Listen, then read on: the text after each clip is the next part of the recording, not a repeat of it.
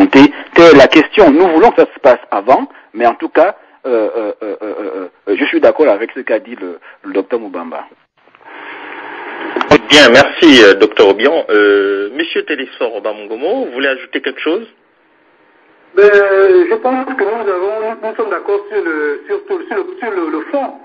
Sur le fond, nous sommes d'accord qu'effectivement le Gabon a besoin d'un restart politique, c'est-à-dire il faut repartir sur de nouvelles bases, tout en prenant en compte de ce qui a marché et tout en essayant de gommer au maximum, mais je ne veux pas dire définitivement, tout ce qui n'a pas marché. Parce que, comme l'a dit effectivement M. Obiang, il ne sert à rien d'arriver aux armes, alors qu'on sait qu'après les armes, il y aura forcément le dialogue. Moi, je trouve ça complètement absurde de pouvoir passer par une étape qu'on aurait pu s'éviter si les gens faisaient l'effort de pouvoir élever tant soit peu l'esprit et le débat et le niveau. Donc, je trouve ça effectivement, comme il est dit, dommage. Et d'autant plus que quand vous écoutez les discours, les uns et les autres prônent le dialogue. Ils revendiquent le dialogue. Les uns et les autres se revendiquent d'une certaine forme de légitimité populaire. Mais quand il faut maintenant arriver à ce que le peuple exige ou demande, c'est-à-dire que le dialogue, c'est-à-dire le partage des richesses, c'est-à-dire l'échange entre les populations, le débat politique, la liberté des individus, et c'est là où ça bloque les cas de fer. Bon, je trouve ça quand même dommage. En même temps, je vais revenir sur le cas de l'opposition. Tout à l'heure, j'ai parlé de la cohérence du ministre Ndongo, que au-delà du fait on pourrait ne pas partager son point de vue sur la question, mais tout de même, il faut quand même dire que le ministre est resté cohérent. Si on dissout un parti politique, c'est pas pour après accepter que ce parti politique... Oui, mais monsieur Obamongomo, est-ce que votre constitution vous permet de dissoudre un parti politique? Monsieur Moukessou, je pense avoir répondu moult fois à cette interrogation. Moi, j'ai toujours dit, aucune loi n'interdit la dissolution des partis politiques dans un État démocratique. Aucune loi. Donc c'est pourquoi je fais partie des premières personnes dans la majorité qui ont dénoncé cette faute politique. Alors, je voulais également parler en même temps de la cohérence de l'opposition.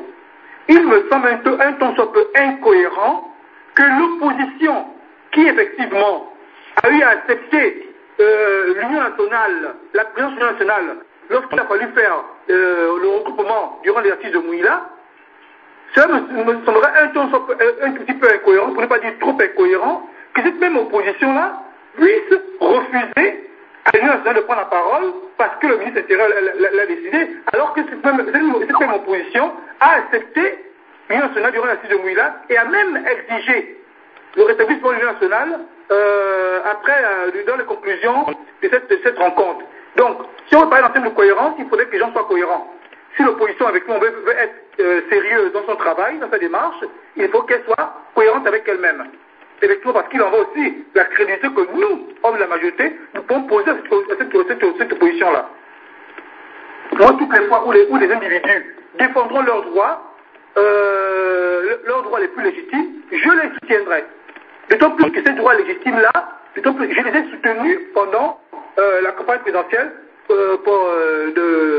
pendant la campagne présidentielle et dans le projet porté par Ali Bongo Niba. Donc, ce qui veut dire que je ne peux pas, moi, être solidaire d'une quelconque emprisonnement, d'une quelconque restriction des libertés des individus. D'accord, très bien, monsieur Obamongomo. Alors, docteur Obiang, vous voulez ajouter quelque chose? Oui, docteur Mouketou, merci. C'est-à-dire que moi, je comprends parfaitement la notion de cohérence qu'explique M. Obamongomo. C'est-à-dire que, bon, si on avait affaire à un ministre de la République, je pense que l'objectif de M. Ndongo n'est pas de mettre de l'huile sur le feu ou bien de créer de la tension, de la faire monter à un degré supérieur.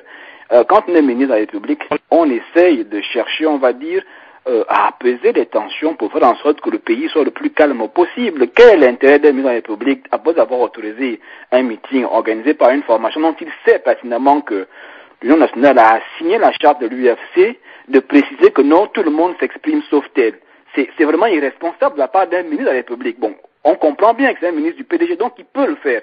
Mais quand on veut être ministre de la République, quand on veut servir un État, quand on veut que le pays fonctionne dans un état de stabilité absolue, et qu'on est ministre de l'Intérieur, on s'abstient d'apporter ce type d'éléments-là.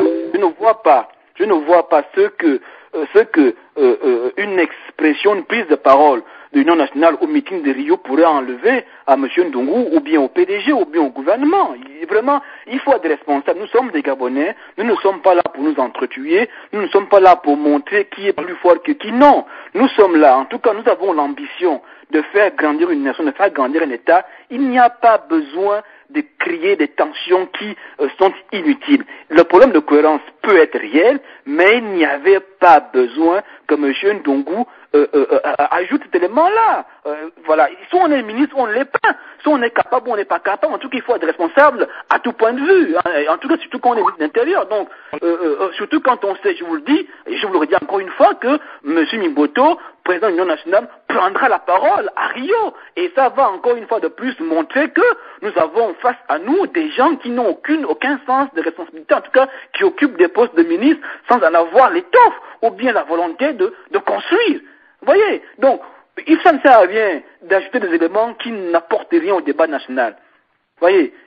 C'est ça, c'est ce qu'il faut comprendre. Nous sommes des Gabonais et nous ne sommes pas là pour nous affronter les uns des autres. Vraiment, autant je comprends le problème de cohérence qu'affiche qu'explique M. Bamungomo, autant je peux dire qu'on n'avait pas besoin que le ministre Ndungu, ministre du PDG, apporte cet élément de réponse supplémentaire. Ils ont par ailleurs déjà dit à plusieurs reprises qu'ils allaient arrêter Mbaobam. Mbaobam est chez lui tranquillement. Donc, pourquoi dire ce genre de choses-là quand on n'est pas capable d'aller jusqu'au bout de ces éléments, si ce n'est pour vraiment attiser les haines les uns contre les autres? Non, arrêtons ça, soyons responsables, ayons à l'esprit qu'il s'agit d'une nation, qu'il s'agit d'un pays qu'il faut remettre sur pied, mais cela n'est possible que si les fils et les filles de ce pays peuvent se mettre ensemble pour travailler ensemble. Parce que aucune fraction de la population gabonaise ne peut d'abord se revendiquer être propriétaire du Gabon et encore moins transformer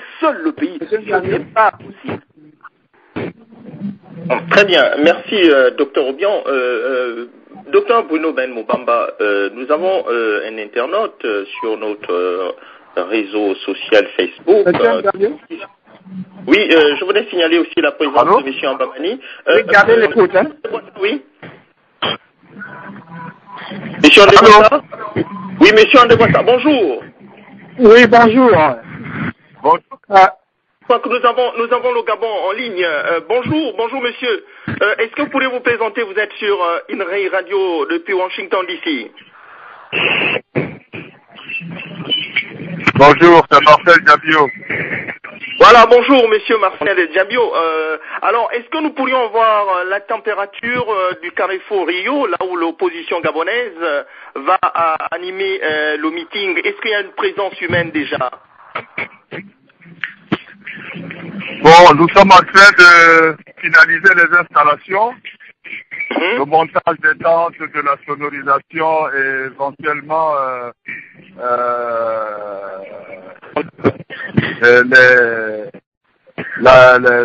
les organes de presse. Et là, la logistique va être prête dans quelques dizaines ou quinzaines de minutes. D'accord. Il faut signaler que le cordon de sécurité... Le meeting commence à quelle heure? Pardon? Le meeting commence à quelle heure précisément? Il est officiellement annoncé pour 14 heures, mais 14 heures à la gabonaise. Hein? C'est une manière d'inviter les gens à arriver un peu plus tôt, mais il est certain que tout démarre précisément à 15 heures. D'accord. Est-ce qu'il y a une effervescence du côté de l'opposition, des militants de l'opposition? Oui, bien sûr. Le message a bien circulé et la participation va sûrement celle qui est attendue et qui est crainte par le camp d'en face. D'accord, très bien. Alors, nous voulions vous signaler que vous êtes écouté à travers les 4 coins du monde. Vous êtes sur INRI Radio depuis Washington, D.C. Est-ce que vous avez un message? Nous allons vous rappeler. Vous avez un message à faire passer à tous ces auditeurs qui vous écoutent, qui sont dans les 4 coins du monde.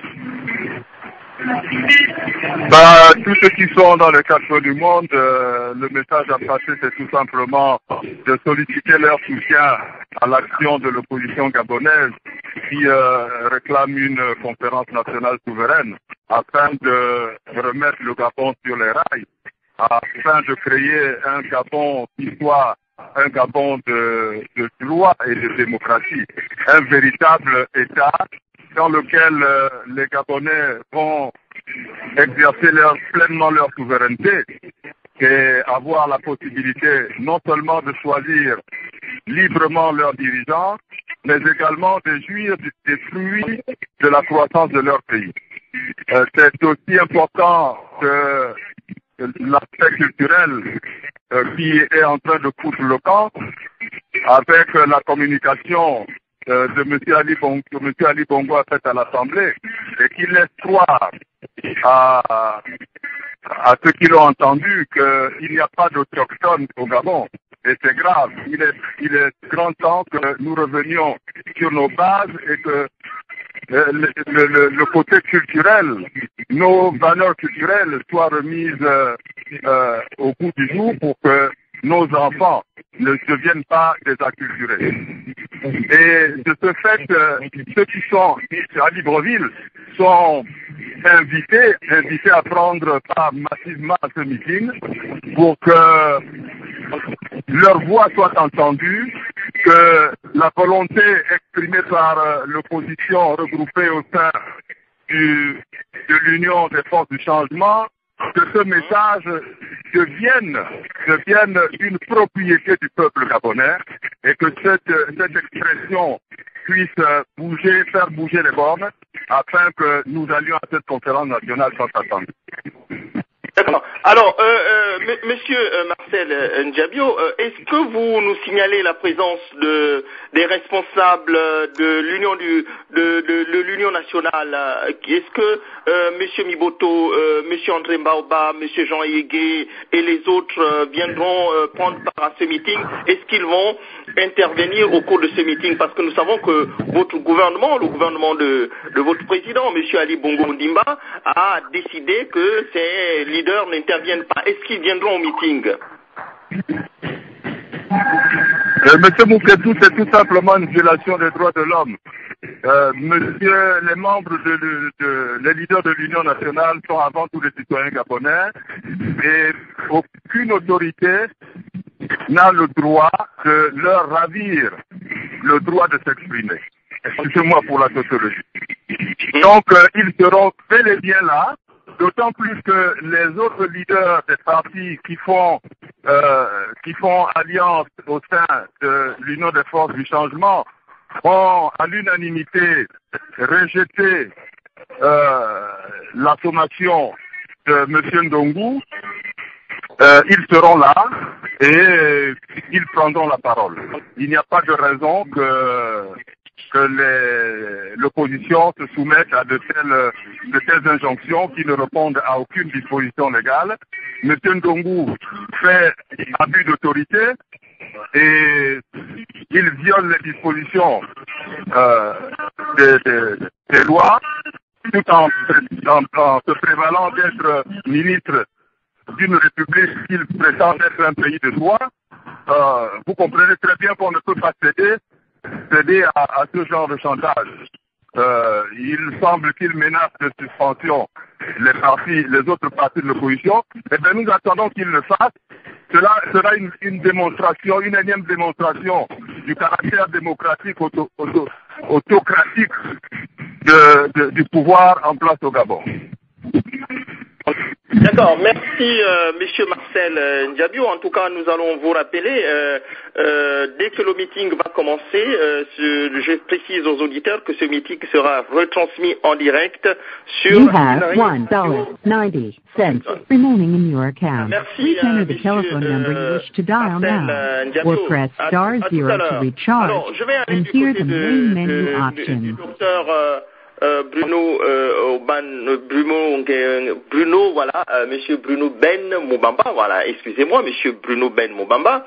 Alors, Monsieur Bruno Ben Moubamba, vous venez d'écouter votre compatriote Marcel Ndiabio. Vous voulez ajouter quelque chose par rapport à tout ce qu'il vient de dire? Oui, j'ai été frappé par le fait que M. Ndiabio évoque d'ailleurs la dimension des droits de l'homme. Vous vous souviendrez que lorsque j'ai commencé à intervenir sur votre média, j'ai fait référence à l'article 2 de la Déclaration des droits de l'homme et du citoyen de 1789, qui a été donc intégrée par celle de 1948, et un de vos intervenants rappelait tout à l'heure que c'est une disposition constitutionnelle du Gabon. Le Gabon a une constitution certes imparfaite, mais quand même une constitution qui s'appuie, qui fait référence aux droits de l'homme, et donc il ne faudrait pas que nous soyons en opposition avec notre propre constitution en refusant à une partie de la population d'invoquer le droit de résistance, tant que celui-ci n'est pas un recours aux armes. Pourquoi est-ce que j'invoque maintenant la question du recours aux armes? Parce que votre intervenant, M. Obamgomo, s'est inquiété du fait que, avant qu'il y ait un recours aux armes, il faudrait peut-être que les gens se parlent. Bon, je ne sais pas s'il y aura un recours aux armes au Gabon ou s'il y a des acteurs suffisamment responsables, entre guillemets, pour avoir recours aux armes. Mais ceci dit, nous avons vu en Côte d'Ivoire que les choses commencent souvent comme une plaisanterie. D'abord, des petits sergents qui s'agitent, qui viennent faire le coup de feu, ensuite des grands acteurs politiques qui mettent de l'argent, ensuite des réseaux internationaux. Est-ce que la couverture militaire française ou la petite armée gabonaise suffiront à éviter finalement le glissement vers la violence? Je ne suis pas en mesure de le dire parce que je ne suis pas quelqu'un de violent. Moi, tout ce que je rappelle ici, c'est que le Gabon doit absolument, l'opposition comme le pouvoir ont la responsabilité d'éviter la rupture du lien national. Et tout à l'heure, M. Ndiabio a dit il y a une identité culturelle qui se perd. Je ne sais pas si on perd l'identité culturelle, mais je ne pense pas que le Gabon soit un pays xénophobe. Ceci dit, une des erreurs d'Ali Bongo dans son discours, en effet, est d'avoir circonscrit l'identité gabonaise à un certain nombre de populations qui se seraient amassées au fil des années de manière hétéroclite, alors même que nous savons qu'il aurait pu dire que le Gabon a 10 000 ans, au moins en intégrant les populations pygmées, qui sont une population qui a été totalement stigmatisée, qui a été mise de côté, alors même que eux, ils sont là depuis 10 000 ans et tous les travaux archéologiques le montrent. Donc, je crois que le discours d'Ali Bongo est insuffisant, en effet, en se risquant sur des données migratoires ou culturelles, c'est celle tout simplement de vouloir dire il n'y a pas d'identité gabonaise. Non, il y a une identité gabonaise et je crois que ça passe notamment par la prise de conscience des Gabonais, c'est qu'au Gabon il y a un peuple premier, c'est celui des Pygmées, à qui nous devons nos richesses culturelles, que ce soit le Bwiti ou d'autres réalités traditionnelles. Eh bien, je crois que cela signifie que il y a une prise de conscience nationale à faire, et c'est pour cela, entre autres, que sur le plan culturel, une conférence nationale souveraine se justifie, parce qu'il y a des réparations à faire. une conférence nationale souveraine n'est pas là que pour régler des comptes politiquement. C'est pour refonder le tissu national et surtout faire en sorte que le Gabon cesse d'être un pays corrompu. Parce que la véritable rupture qui nous guette, c'est cette invasion de l'argent, de l'inégalité qui en fait suite. C'est tout à fait machiavélique. C'est ça qui cause la rupture et la mort de la chose publique, c'est-à-dire de la République. Cette désaffection-là se traduit par la fin de la participation des Gabonais à leurs propres affaires.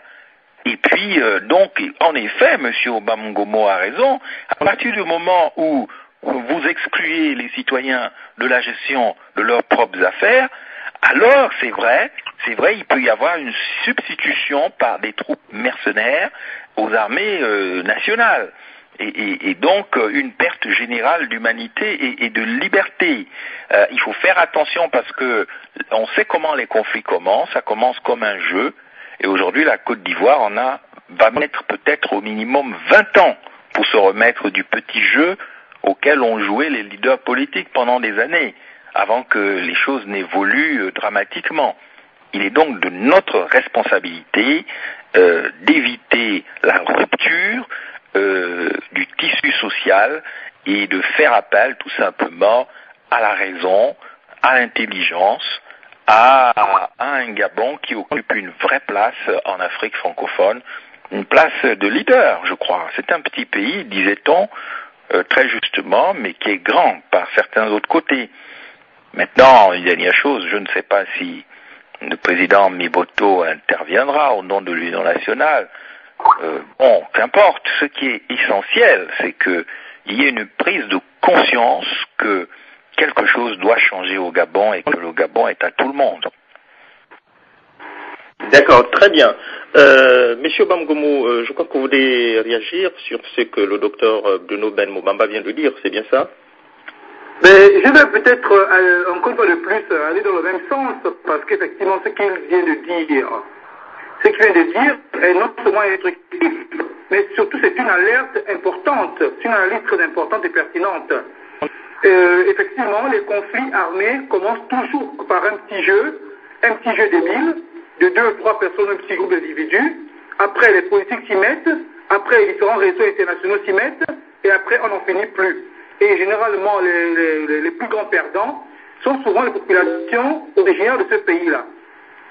Alors, moi, j'aimerais quand même revenir sur l'histoire. Parce que si l'histoire n'enseigne pas, il faut évidemment comprendre qu'on est exposé à la revivre.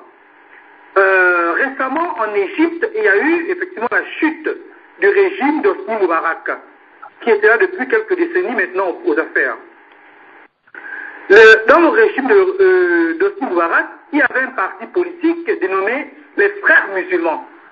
Ce parti politique était interdit. Mais avec les pressions populaires qui avaient commencé, comme nous sommes en train de le voir actuellement au Gabon, le régime de Moubarak fait contrat de négocier avec ce parti politique qu'ils avaient pourtant interdit. C'est pour dire quoi? C'est pour dire qu'actuellement au Gabon, nous avons en gros 3 forces politiques. Nous avons le parti majoritaire, le PDG et ses alliés. Nous avons l'ACR avec en tête de file l'UPG. Et nous avons la CPPA avec en tête de file l'Union nationale, quoi qu'on peut dire sur ce parti-là. Alors, dans ces 3 forces politiques, il y a aujourd'hui 2 forces politiques qui se sont unies. Donc, la CPPA et l'ACR sont unis pour former un bloc. Il va sans dire que dès que les violences vont continuer à s'aggraver, ce bloc-là, évidemment, se restera solide, bien renforcé, et il va sans dire que les violences n'ont jamais été favorables au parti au pouvoir. C'est pourquoi je ne comprends pas, effectivement, ce refus de voir la réalité en face. On se souvient de ce ministre de Défense de Laurent Gbagbo, qui, toute honte bue, est venu à la télévision faire une déclaration, parce qu'après avoir été attrapé au Togo et ramené extradé en Côte d'Ivoire, Il est venu à la télévision que oui, nous devons nous réconcilier, nous devons effectivement dialoguer entre nous, nous étions conscients de la situation, etc. Mais pourquoi attendre que plusieurs milliers de personnes meurent pour venir après tout simplement nous dire que oui, on était conscient de ce qui est arrivé? Non, je pense que c'est une inhumanité qu'il ne faut pas accepter. Et comme on dit toujours, les mêmes causes produisant les mêmes effets, je ne doute pas un tant soit peu que ce qui est arrivé au niveau de l'Égypte ou encore au niveau de la Côte d'Ivoire puisse arriver au niveau du Gabon, mais pour quelle raison alors que les conditions sont quasiment toutes réunies? Alors, par rapport à cette situation-là, j'aimerais dire qu'il faudrait que les uns et les autres se ressaisissent.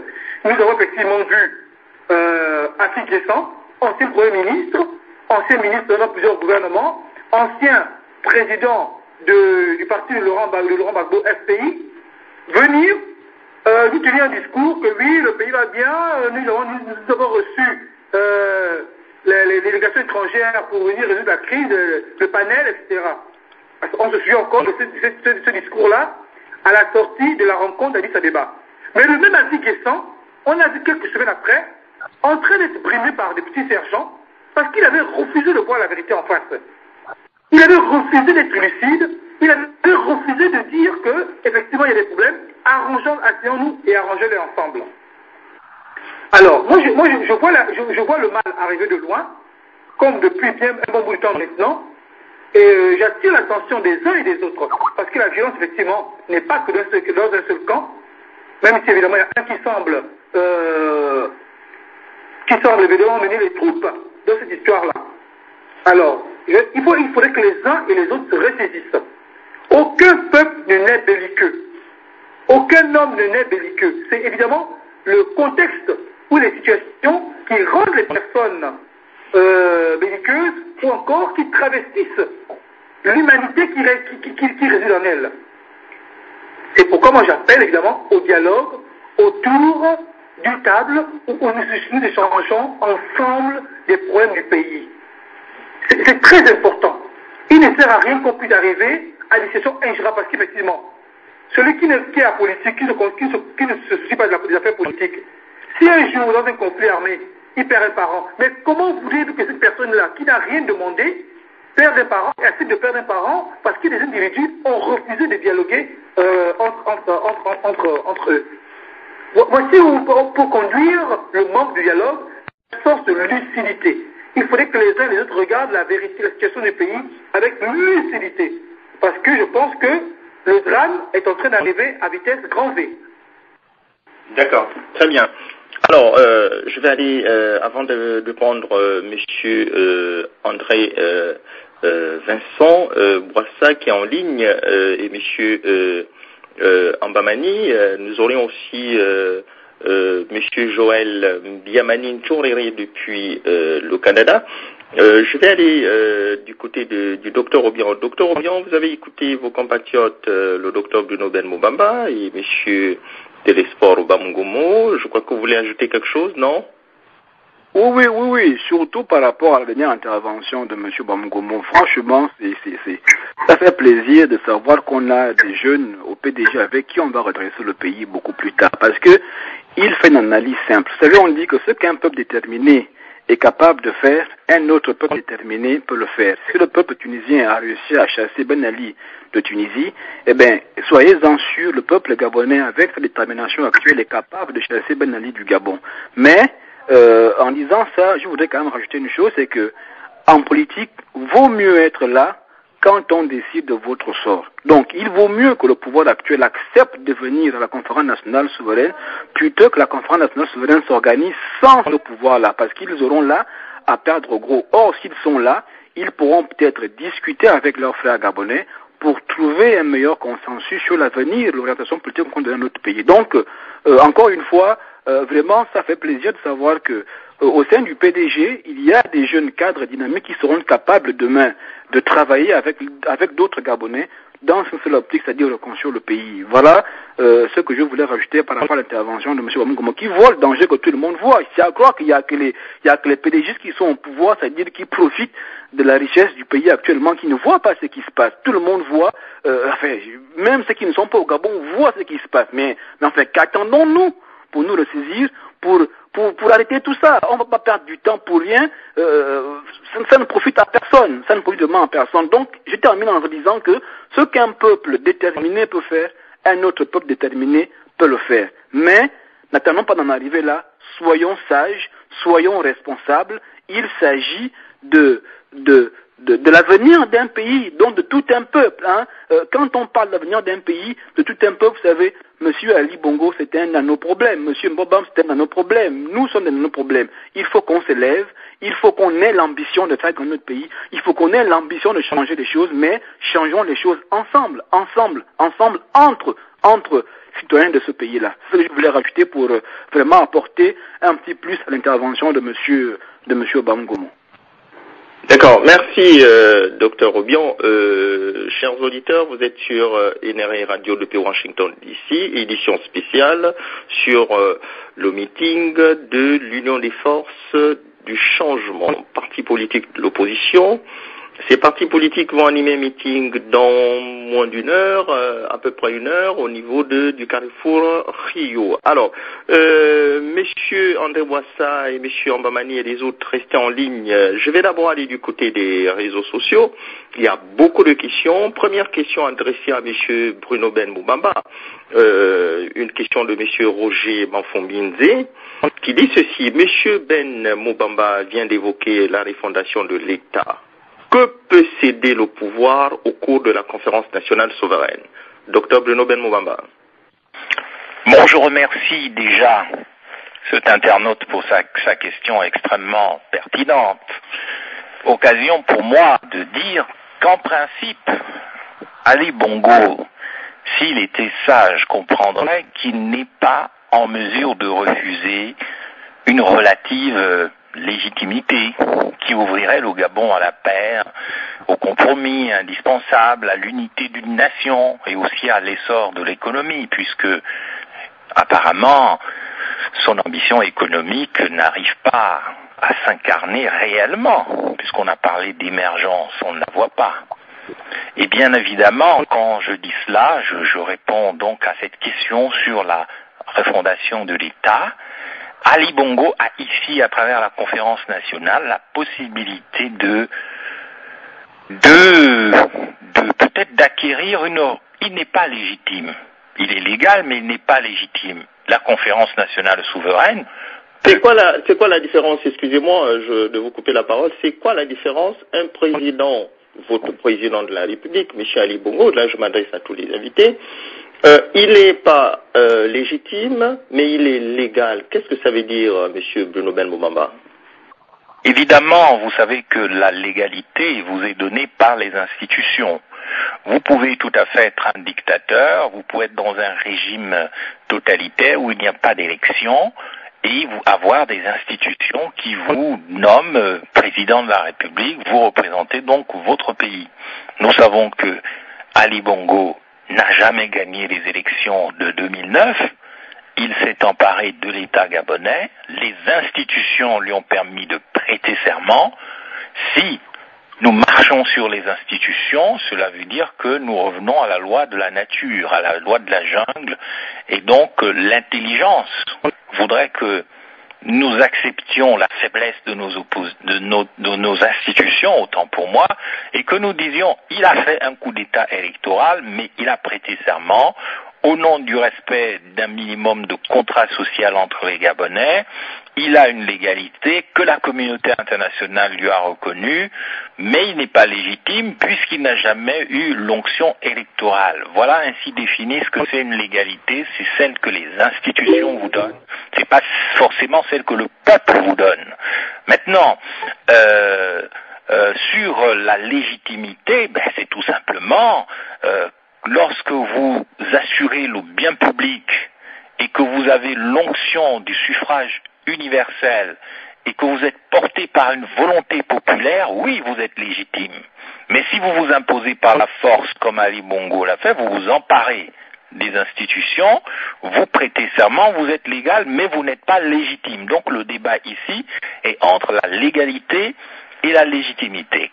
Quand cela ne tienne, ce qui est important pour moi, c'est que Ali Bongo n'est pas normalement, s'il réfléchissait un peu, n'est pas en mesure de refuser cette main tendue et qui lui est offerte.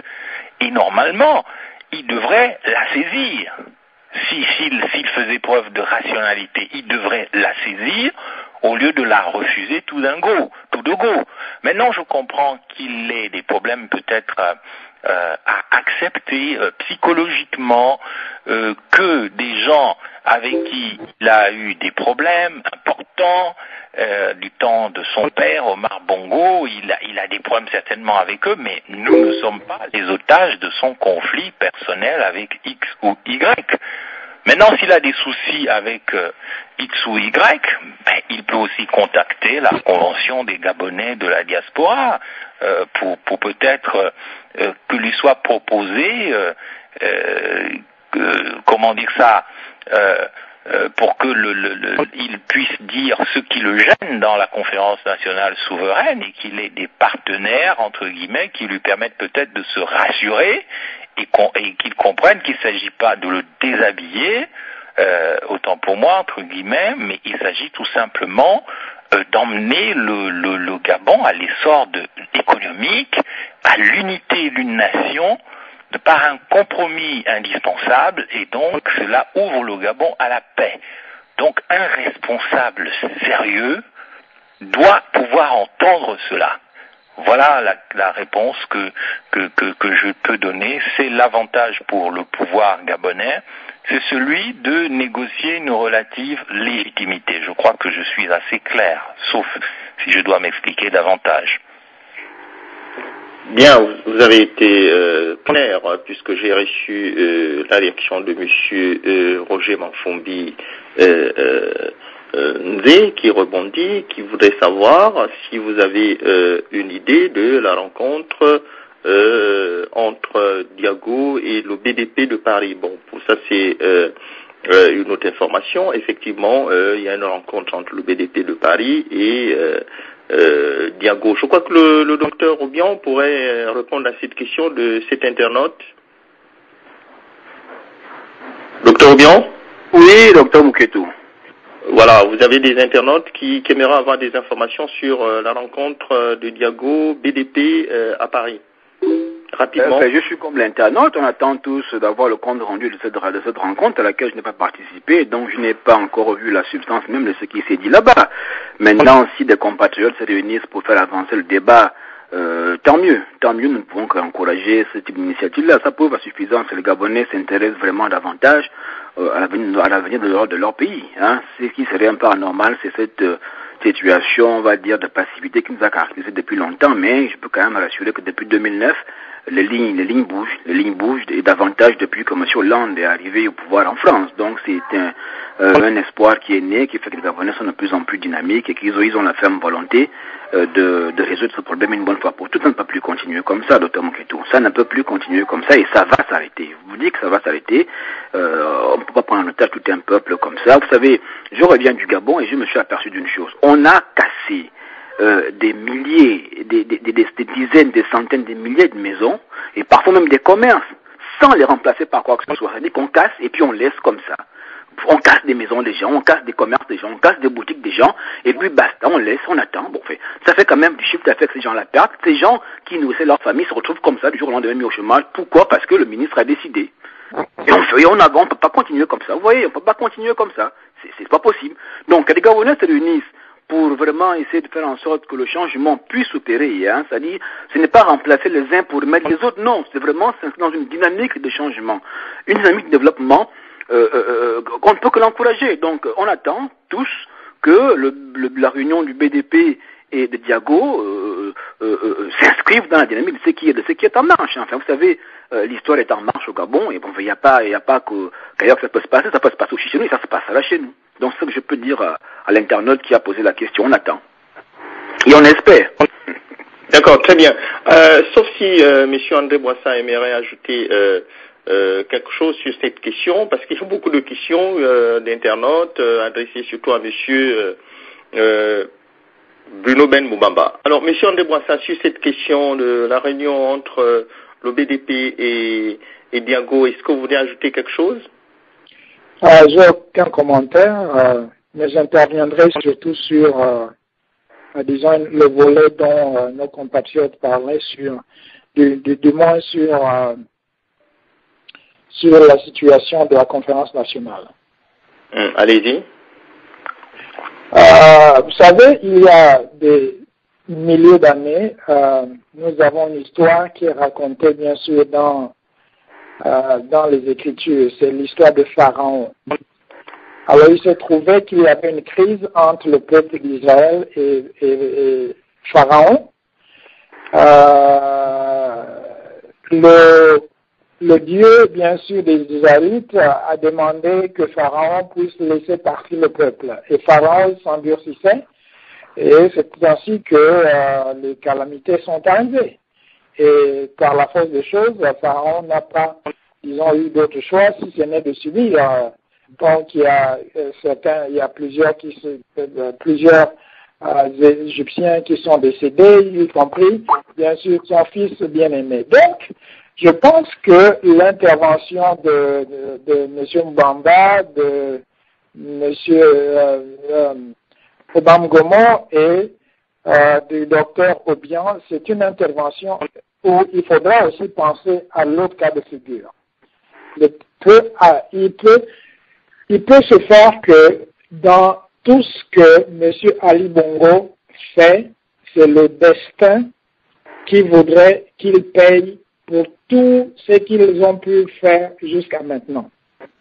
C'est-à-dire, malgré la main tendue, malgré tout ce qui est en train d'être fait, il s'endurcit au point de ne même pas accepter toutes les propositions qu'on lui fait, même si c'est bien sûr au bénéfice de sa vie et de la vie de sa famille et aussi de son entourage.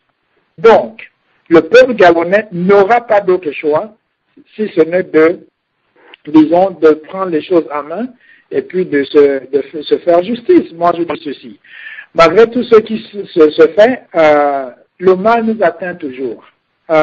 Quelle que soit la durée de ce que nous faisons, c'est pourquoi d'ailleurs, ici, on ne voudra pas attirer, disons, le cabri avec la chocotte en ayant la carotte en main.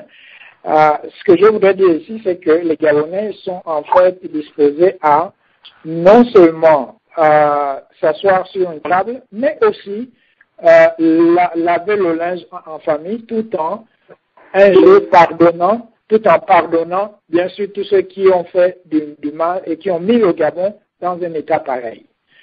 La main est tendue non seulement, disons, à ceux qui dirigent le pouvoir, mais aussi à nos frères. Moi, je parle par exemple avec plusieurs frères, plusieurs Gabonais, même nos amis ici du PDG des États-Unis, nous parlons, nous discutons, mais ils ont une mauvaise interprétation de la conférence nationale. Pour eux, nous voulons régler les comptes à M. Ali Bongo et prendre le pays en main. Je pense qu'ils ont très mal compris le contexte de la conférence nationale souveraine.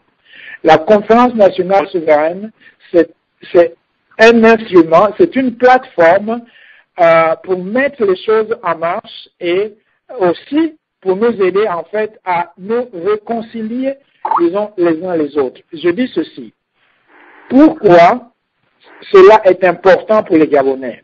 C'est une question en fait des enjeux. Que le PDG, que M. Ali Bongo comprenne que les enjeux sont grands. C'est-à-dire le Gabon, c'est un patrimoine national.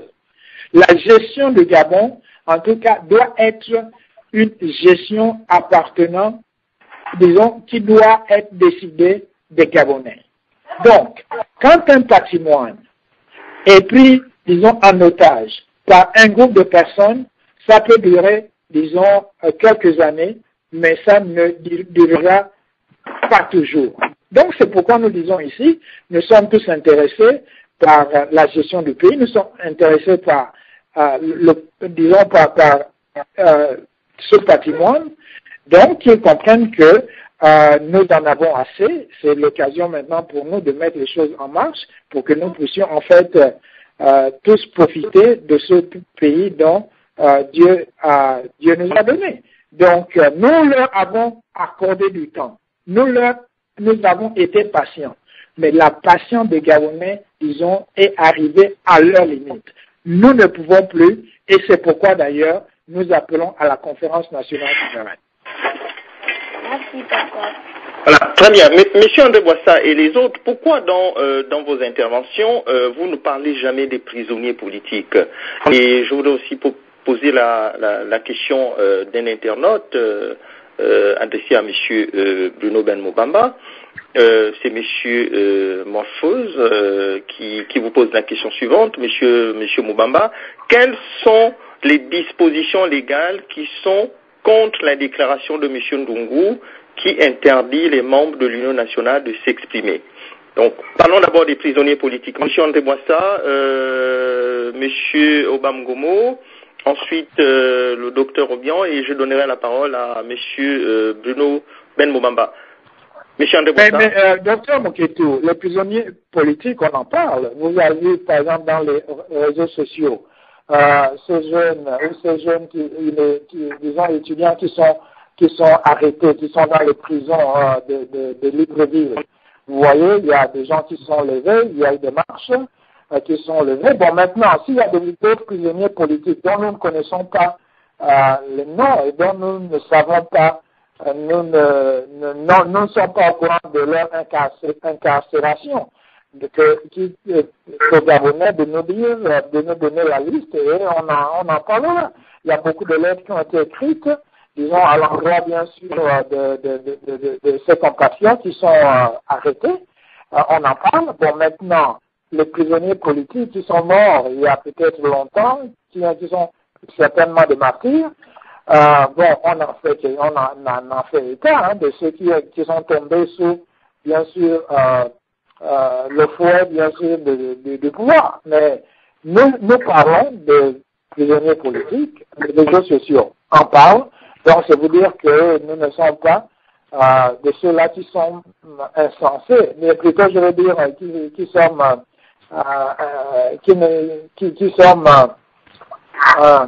soucieux, bien sûr, de ceux qui sont, en fait, arrêtés par le pouvoir. D'accord. Très bien. Monsieur Bamgomo? Oui, docteur Moketou. Alors, vous ne parlez jamais de prisonniers politiques. Peut-être ça vous gêne un peu, puisque c'est votre camp qui emprisonne les opposants gabonais, parfois de façon arbitraire. Vous savez, concernant la question des prisonniers politiques, c'est effectivement un fait réel qui s'est beaucoup vu dans les années de parti unique. C'est un fait que je ne peux pas encourager, que je ne peux pas soutenir, tout simplement parce que on ne peut pas priver autrui de sa libre expression, ou du moins de sa liberté d'expression. On ne peut pas arrêter quelqu'un, on ne peut pas condamner quelqu'un parce qu'il a émis des idées contraires ou différentes de celles qu'on a eu à ventiler. Effectivement, je suis un peu gêné par cette interrogation parce que c'est le pouvoir que je soutiens qui s'est adonné à cette vilaine besogne qui va en contradiction avec l'axe 1 du projet que j'ai soutenu. Donc toutes les fois, je vais me répéter à chaque fois, c'est pour dire que toutes les fois où les décisions qui sont prises ne vont pas dans le sens du projet que j'ai défendu, parce que le projet que j'ai défendu, c'est celui-là qui est censé être mis en place par le pouvoir aujourd'hui. Donc, toutes les fois où les décisions sortent de ce projet-là, si les décisions prises sortent du cadre du projet que j'ai soutenu, comprenez que je ne peux pas être associé, je ne peux pas être solidaire de ces décisions-là. Sinon, je rentrerai en contradiction avec mes convictions, avec mes valeurs, et c'est pas pour évidemment faire plaisir à XY que je vais exprimer une forme d'incohérence entre moi et ma personne. D'accord, très bien. Docteur Obiang? sur cette question en rapport avec les prisonniers politiques. Je pense que vous voulez aussi apporter une précision sur tout ce qui a été dit, c'est ça? Oh oui, docteur Mouketou. C'est-à-dire qu'en politique, il y a une règle simple. Hein. C'est-à-dire quand quelque chose ne marche pas, quand quelque chose ne fonctionne pas, il faut changer. Il faut changer. C'est-à-dire qu'aujourd'hui, il y a eu une accélération des emprisonnements des jeunes qui manifestent parce qu'on compte faire peur aux gens. Mais ça ne fait plus peur à personne. Donc, en l'occurrence, il vaut mieux arrêter et appliquer une autre technique. Bon, il y a bien évidemment le problème des prisonniers politiques qui s'est accéléré depuis qu'il y a des manifestations qui se déroulent au Gabon pour contester la légitimité d'Ali Bongo Ondimba. Mais il y a un autre phénomène qui s'est amplifié, que très peu de Gabonais soulignent. Ce sont nos frères militaires. Nos frères militaires qui sont en otage depuis 2009 par le pouvoir en place. Comment pouvez-vous imaginer que des Gabonais qui ont fait le choix de servir la nation en s'engageant dans les forces armées se retrouvent à camper 24 heures sur 24 sur les routes de Libreville au prétexte que leur chef oblige à surveiller ce qui pourrait se passer pour contester le pouvoir de Libongo. On ne peut pas laisser des Gabonais, des hommes responsables, passer des nuits blanches dehors alors que M. Ali Bongo et les ministres du gouvernement dorment tranquillement chez eux avec leurs femmes. Donc, il faut aussi souligner à nos frères que nous voulons organiser une conférence nationale souveraine pour arrêter avec ces pratiques-là. On ne peut pas faire souffrir nos compatriotes qui sont engagés dans l'armée au prétexte de préserver les avantages, les privilèges d'un groupe d'individus, laisser les gens passer les nuits dehors. Non, il faut libérer tous les jeunes qui ont été emprisonnés au prétexte qu'ils ont manifesté leur appartenance politique publiquement et permettre à nos frères gabonais qui se sont engagés dans les forces de sécurité nationale de rentrer dormir chez eux avec leurs femmes et enfants. Ils ont des familles à élever, ils ont des enfants à éduquer, ils ont des femmes avec qui ils se tiennent passer un peu de temps, ils n'ont rien à faire dehors. Si surtout qu'ils disent eux-mêmes qu'il n'y a pas de crise politique au Gabon, pourquoi justifier qu'il y ait une crise politique au Gabon et maintenir dehors nos compatriotes depuis 2009, figurez-vous mes chers amis, depuis 2009. Donc il faut vraiment qu'on arrête avec tout ça, qu'on libère les prisonniers politiques et qu'on laisse nos frères rentrer chez eux, travailler correctement tels qu'ils se sont engagés pour servir la nation par le biais de l'engagement au sein des forces de défense de la sécurité nationale. Voilà ce que je peux rajouter sur ce sujet-là, docteur Mouketou. Très bien. Nous allons aller du côté du docteur Bruno Ben Moubamba. Est-ce que vous pourriez répondre à la question qui vous a été posée par l'internaute? Merci, docteur Mouketou. Merci à l'internaute qui me fait l'honneur de répondre à sa question. Alors, ce que je pourrais dire, c'est tout simplement, c'est que je souhaite ici évoquer le livre des lois de Platon, le grand philosophe, qui a dit à peu près ceci, c'est que tout simplement, quand on est face à la monarchie, et le Gabon est soupçonné d'être une république monarchique, la dégénérescence qui est due à l'éducation des princes, ça c'est Platon qui le dit, entraîne le despotisme du maître au-delà des limites convenables. Vous trouverez ça dans le livre 3 des lois de Platon. En réalité, cette phrase concerne le Gabon.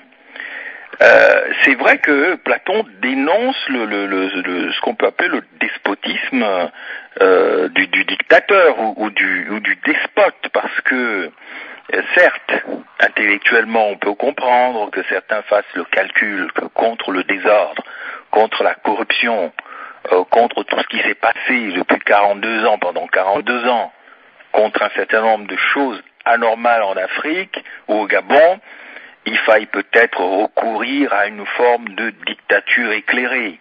Mais le problème, c'est que le Gabon ne correspond pas à la configuration d'une dictature éclairée, celle qui voudrait que, comme en Russie ou en Chine, on puisse